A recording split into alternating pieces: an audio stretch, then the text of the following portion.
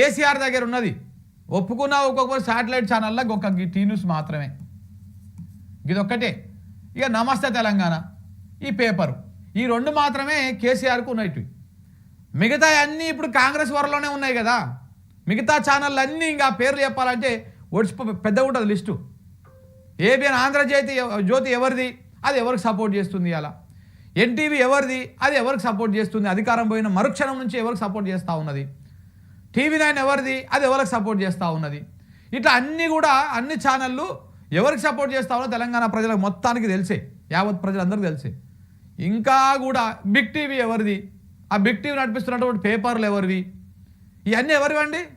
ఇలా కాంగ్రెస్ పార్టీలో ఉన్నటువంటి మీకు భజన చేసేటివే కదా అవన్నీ. రేవంత్ రెడ్డికి భజన చేస్తాయి, కాంగ్రెస్ పార్టీ అందరికి చేయవు. మళ్ళీ కేవలం రేవంత్ రెడ్డికి ఎక్కడ మచ్చబడకుండా, ఎలాంటి డ్యామేజ్ కాకుండా ఒక ప్రొటెక్షన్ ఫోర్స్ లెక్క పనిచేస్తూ ఉన్నాయి ఈ సోకాల్డ్ ఒక సామాజిక వర్గం సంబంధించినటువంటి మీడియా కానీ ఛానళ్ళు కానీ.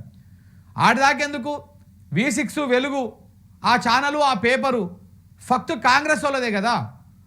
ఆ ఛానల్ ఓనరు కాంగ్రెస్ ఎమ్మెల్యే కదా. ఆ ఛానల్ ఓనరు కొడుకు కాంగ్రెస్ ఎంపీ కదా. ఆ ఛానల్ ఆ పేపరు ఓనర్ అన్న అక్కడ బెల్లంపల్లికి ఎమ్మెల్యే కదా. ఇవన్నీ మీవే కదా. ఛానళ్ళ పేర్లు చెప్పాలన్నా TV5 ఎవరిదండి, మహాన్యూస్ ఎవరిదండి, ఇవి ఓలకు సపోర్ట్ చేస్తున్నాయండి. ఇలా ఈ ఛానళ్ళన్నీ ఈ పేపర్లన్నీ మీ చేతుల్లోనే ఉన్నాయి. మళ్ళీ మీరు ఇవన్నీ మీ చేతుల్లోనే ఉన్నాయి, మీ దగ్గరనే ఉన్నాయని చెప్పేసి మళ్ళీ మాట్లాడుతూ ఉన్నారు. ఎందుకంటే